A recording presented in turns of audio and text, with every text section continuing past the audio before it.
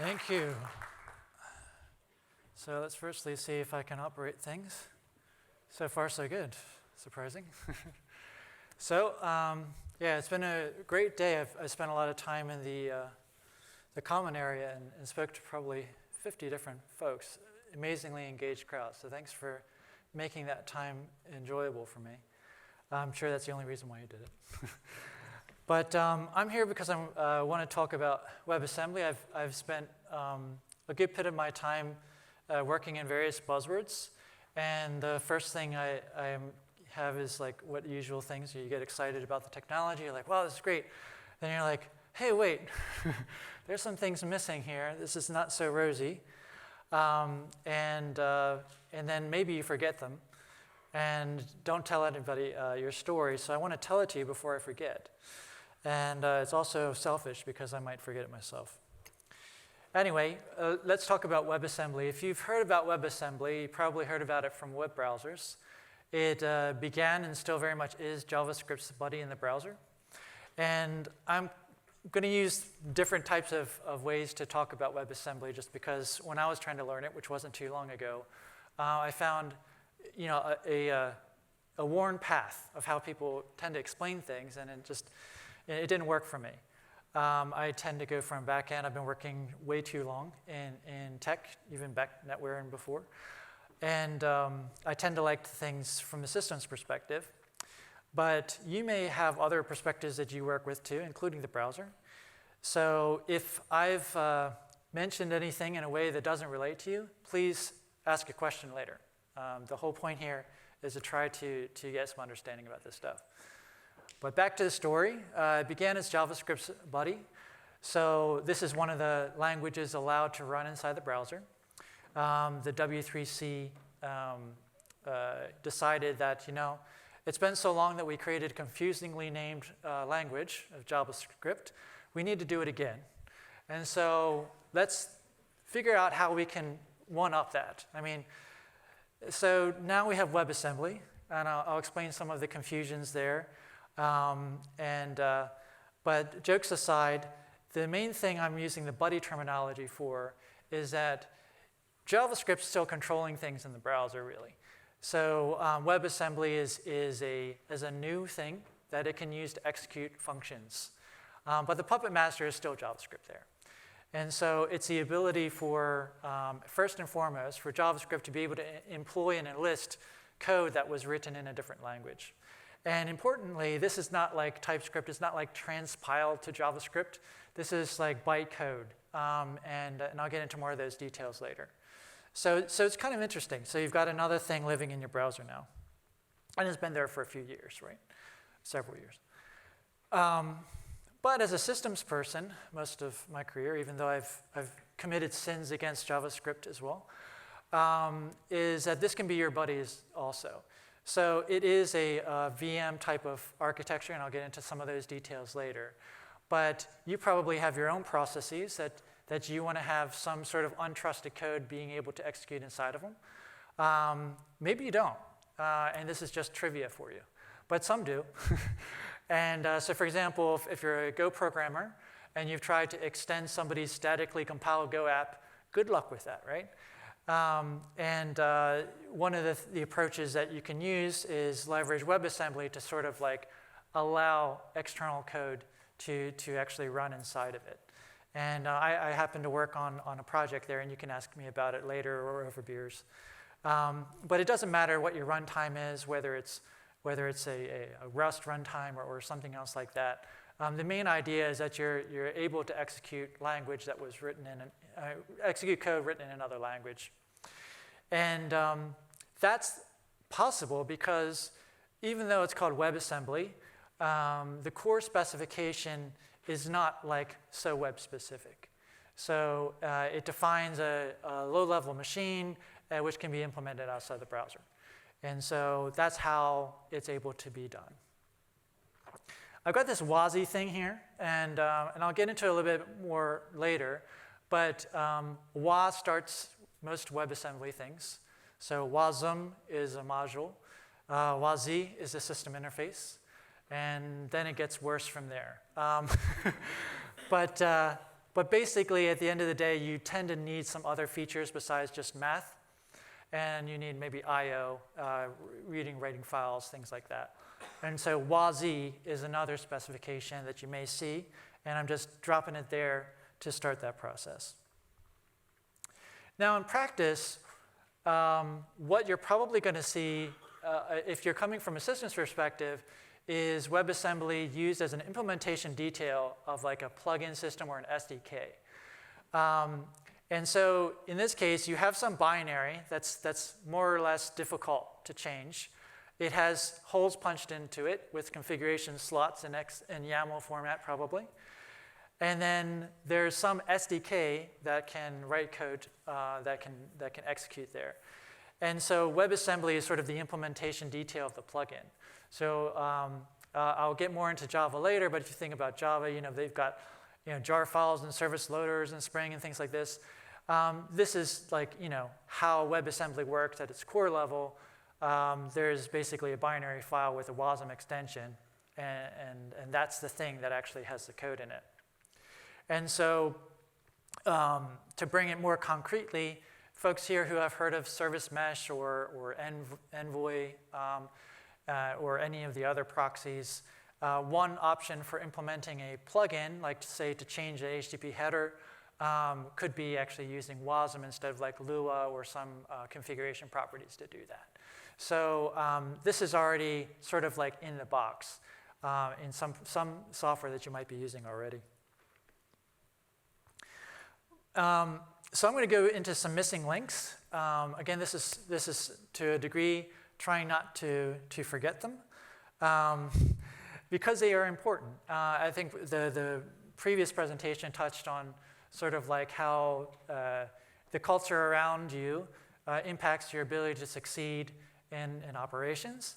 And if you're working in a standards organization stuff, you need to know like sort of how the sausage is made and where biases might impact things. And the first thing is that WebAssembly, the web is not just a brand, it's a bias. It's the W3C organization, it's a web standard, and in order for a feature to pass, it has to be implementable by 2 web browsers. So this at first for me was a bit jarring because I'm like, wait, then they're not going to do things I need to do because there's no like container in there that also has equal footing. But it turns out that actually I haven't found that many things that are that bad about this bias being present. It's just a bias. And it has some interesting side effects. The good thing is that browsers are fairly demanding users. They're fairly security-focused users. And those happen to be good things for backends too. So it actually turns out to be a pretty good benefit. And like I said earlier, despite it being a web standard, the actual virtual machine and bytecode are completely usable outside the browser. They've actually caged the specs about JavaScript and web API stuff into separate specifications, and they did a fairly good job with that. WebAssembly is not assembly, just like JavaScript is not Java. So that's like, doing it again. Who knows what W3's next language will be? I can't wait. But at any rate, the assembly thing, if you want to sort of like say maybe the intent of it, is the intent, and you hear this a lot where people will say like near metal performance. First off, never believe that measure. But it is sort of like trying to be more like hardware instructions. And so that part is sort of true-ish. And so it's not assembly because this is a stack machine and real machines or register machines and architecture specifics and whatnot. But you can think of it more like a metal-oriented thing. And I think that's pretty cool. I mean, metal is good. We have WebAssembly is a bit different than some other type of tools you might use. But there are some commonalities. So for example, at the end of the day, instead of like spitting out a binary, like if you do like go build blah, blah, blah, and then you have a native binary, or do your magic Gradle and out poops a jar file, the WebAssembly module is analogous to a binary or a library, but anyway, it's a package of stuff. It may have an entry point like a binary. It is certainly not a packaging format. It's not a replacement for RPM or anything. The closer thing it could be like would be like a jar file. But it's basically bytecode at the end of the day. And the WebAssembly is an alternative compilation target. So the jargon is like you have compiler tool change and whatever. But at the end of the day, it's a flag that you put on your compiler. So in the case of Go, so you can select architecture, like if you have AMD 64 or whatever, it actually has an architecture called WASM. And so you could use those commands and spit out WASM. And Rust also has things like that. And many languages do. But they're almost universally constrained in some way. And so one thing that affects you is you can't necessarily use all of the tools and utilities that you're used to. So you get some familiarity, but it is constrained, and be careful about that. The other thing is that unlike things that you might be used to, it has no standard library whatsoever, which means that there's not a lot of commonality between two things that you may feel like are doing the same thing. And one interesting experiment you could do without a lot of sunk time is go to somebody's demo about like, oh, this language now does WASM, and then do hello world, and then measure the size of that sucker. It may be 7 megabytes because it may be throwing in a garbage collector and all these other things inside of it. And that's because it's more like a metal abstraction than a higher level one. I like to use weird words because, jargon's usually bad anyway, so could you do worse? I think of it more as like a coprocessor because there is this intimate relationship between host functions and the guest function. So when you compile a WebAssembly binary, sometimes people refer to that as guest code, similar to how people use in normal VM jargon, that like you have the host and then the guests inside of it. But the weird thing is that there's a lot of interaction between the host and the guest, whereas that's not necessarily what you would expect with like a virtual machine. Like usually someone may not want to ever know that the host exists underneath of it. This cooperation is why I might tease the term coprocessor until somebody tells me that's a horrible idea. But the main thing is just to say that like there is a relationship there, and that's something particular to WebAssembly. And this is needed because the spec is quite simple. It's implementable. Like if you think about some of the virtual machine specs, they're too complex, and you'd need like a team of 1 million engineers to do it. While I wouldn't advise doing it, you could implement WebAssembly as a hobby. Just don't expect to come back quickly from that hobby. But the reason why is because most of its instructions are focused on the pure math side of things, like dividing, sign extensions, and all sorts of things that are great in calculators. But it turns out that we need things besides just math to do our work. We need to open sockets. We need to get crypto numbers, and we need the clock readings if we want to do our observabilities and all these other things. We need to read environment variables. So that's this thing called WASI. That's the bridge between WebAssembly and like things that you would probably need. And that's sort of where the rubber hits the road. And that is also host functions. So for example, a JavaScript may have a function for adding two numbers together, and also has a function for reading the environment variables. Well, it needs to go through the host to get to the environment variables. Those are things that WASI would provide. Now, before you get too scared, it's all fake or a bug. So, for example, if it's really reading your host environment variables, somebody intentionally wanted to leak that because this is a sandbox architecture. So what you would find is people masking what files would be visible or not allowing any files, fake cryptography information to not deplete sources and things. And so don't assume that because you see familiar things that it's actually reading the host. If that's the case, yeah, it was intentional or a bug. Now I'm going to step back into worlds that folks may be more familiar with. And one thing I found that was very interesting, especially coming from a Java background, because I'd worked as a Java developer for many years, and that it seemed like almost taboo to even mention the word Java if you're in a WebAssembly presentation. And I was like, why? And I'll never get the answer to that, why? But let's just say it exists. And I'm like, well, I don't understand. Because we've had bytecode, and it's in the most popular programming ecosystem there is. Why does no one mention this? So I'm doing it. There are some very important things to consider that are similar and not similar about WebAssembly and Java. They're both virtual stack machines, so they're not running on real hardware, and they are VMs, they're not containers. They both have process around them. One is governed by Oracle and the JCP. The other is governed by a W3C working group, which is sort of unofficially or officially governed by another group called the Bytecode Alliance. And the bias is, maybe an accident. I think Java once wanted to dominate the browser, but it didn't happen. But no one could argue that Java dominates the backend. You might argue with, should it? And even though I like Java, I'll have that argument with you. But definitely no one would dispute that WebAssembly is a dominant force in the browser. I mean, who else's language is allowed to run in it? So the bias I already mentioned about it.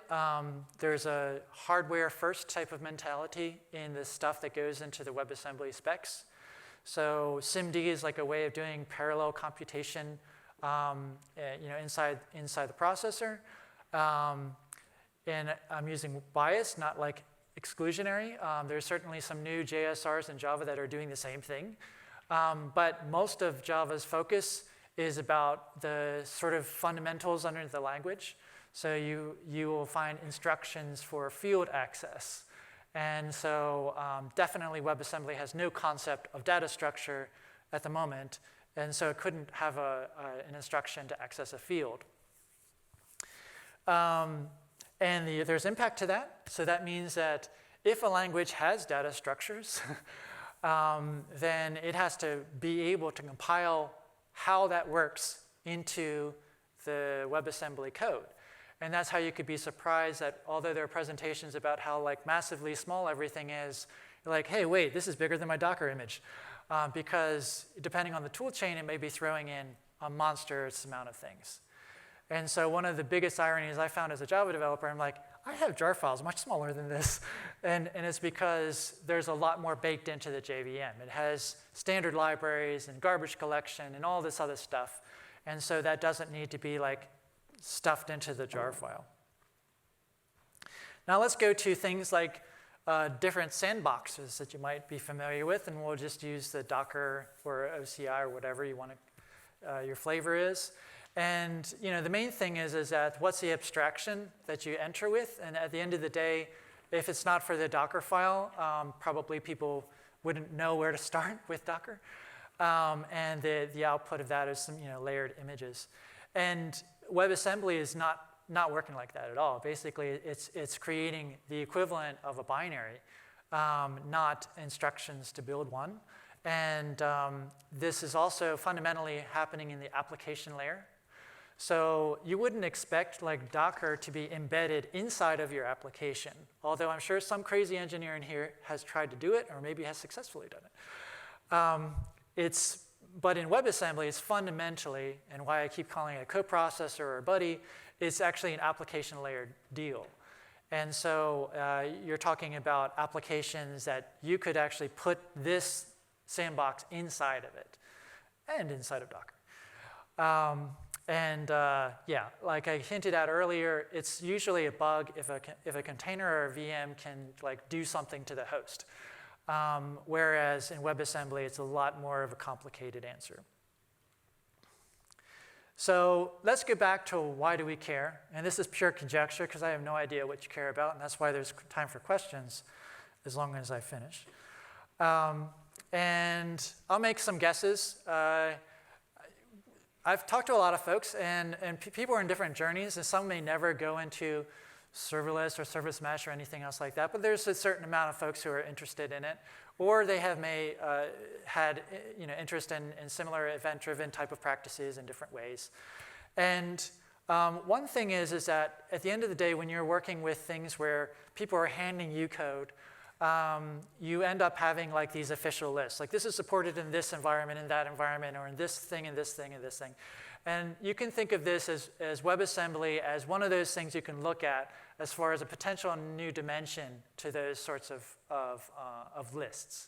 So it could be like, well, we do primary support in Go and this, but we also have limited support for WebAssembly. You might find that happening. You may find that you're able to do some customizations to software that was harder to customize before because it has the ability to load WebAssembly into it. And again, that because you're able to actually put a VM inside of your application, that means you can constrain its memory, give it only 8 megabytes, and stop it from crashing your process. And so that gives some opportunities for folks instead of things like webhooks and things like that they might be used to extending with. Fast start is possible in WebAssembly. I would not say it will be very fast, measure everything, but it can certainly be made quick, and so you can have these suckers start within a millisecond, and that can change how you look at certain integration patterns. You may just start to throw away one per request, and that's fine for you. If you're coming from the dev tools or observability side of things, you may have some interests of like, well, what is this impact of WebAssembly and my language choices? You'll see a lot of presentations where they say, well, you can just use Go or just use whatever. But if I have to know a lot, then maybe I can't use it, or maybe I will prefer to use a different language than my natural language. Don't assume that just because somebody says this does WebAssembly, that means exactly what you're doing can be done exactly the same way in it. So I would just say add a little risk squish into your time schedule and try before you buy. If you're working in anything that has plugins, one of the things that people don't discuss as often, which is a real important part about plugins, is that it allows you to extend tricky IP, whether it's a cloud platform itself, or whether it's your own code or what code that you would provide to someone else. And if you think of it in IP standpoints, it can sometimes shape your brain into a way that looks at the problem a little bit differently and reveals some opportunities or concerns you might have. Observability side is a Wild West still. You'll never see a WebAssembly talk of length not talk about how difficult it is to troubleshoot. And there's usually no tracing whatsoever built into these things. I've done some experiments to try to help with that. But yeah, it's still a work in progress. If you're working on more of the DevOps side and like you've got the shared values and things, well, here's something that actually does literally run the same bytecode in the browser as the backend. Does that mean now you can take a server-side filter and run it in the browser instead? So like all my customizations, could I actually reuse that code? Is it smart or not? Have a discussion. It might be helpful, or maybe it's not. The compilation process may be a small change to your deployment pipeline to spit out WASM, but there will be some change because how you test it and everything else like that will have some impact. And while the sort of addictive part of WebAssembly is because you have the ability to change the host and like add functions to the host, you may just want to do everything in host function. But that can create coupling. So if your host has to be deployed at the same time as all of your WebAssembly that uses it, have you created yet another form of the distributed monolith problem? So just be careful not to run into well-worn traps.